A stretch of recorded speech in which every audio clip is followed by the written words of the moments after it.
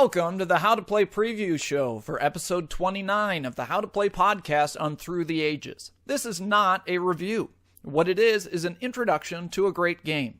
In just about 5 minutes, I'll tell you why it's great, give you a basic overview of the game, and tell you what to look forward to from episode 29 of the How to Play podcast. First of all, why should you play Through the Ages?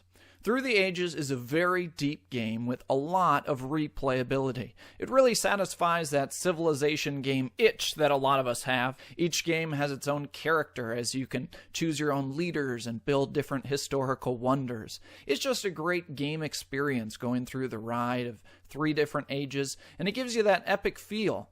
And at the end of each game, you wonder how you could have played better. Now let's talk about how the game works. The game of Through the Ages is all about actions. Actions are represented by these white discs. Hello. To start the game, on every turn, you will get 4 of those white discs, or actions. When you use an action, you move the disc off your card. Careful there, Sonny. Until you've used all of them, or don't want to take any more. Now there are many actions, but the most important actions are to pick up a card from this card row, to play a card that you've already picked up, to increase your population, or to build a building. Your people are represented by these yellow discs. Howdy! In order to increase your population, you have to pay food. Then you get a disc from your bank, and you put it in your available worker pool. Then, on a future action, you would want to use that worker and build a building for him. Spending resources allows you to build a building. If I spend 3 resources, I can move this person onto this lab. And now this yellow token doesn't just represent a person, it's a scientist in a lab. It's both a person and a building. And he's ready to get to work for you, earning you science points. Eureka! E equals MC squared! Hey, it's still only age 1. You might want to wait for age 3 for that one, okay, buddy? Sorry, partner. How about this? Hey, round things roll. Much better. Resources and food are tracked by blue tokens.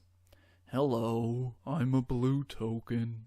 Your yellow workers on the mine card each produce a blue disc at the end of the turn. And those blue tokens on the mines are what we use to build buildings. Your yellow people on your farms will also produce blue tokens. But when blue tokens are produced onto farms, those are food tokens. And those tokens are spent to get more yellow discs for people that can be used in your civilization.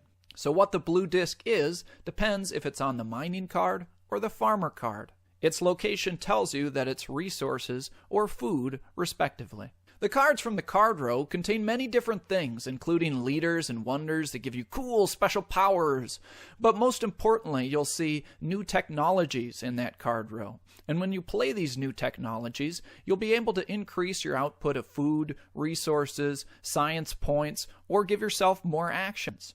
For example, the iron technology allows you to build miners that produce twice as many resources. The game of Through the Ages is all about advancing in all of these areas of resource and food production, science points, and getting more actions so that you can build a very efficient civilization so that you can find a way to earn culture points, which are the overall goal of the game.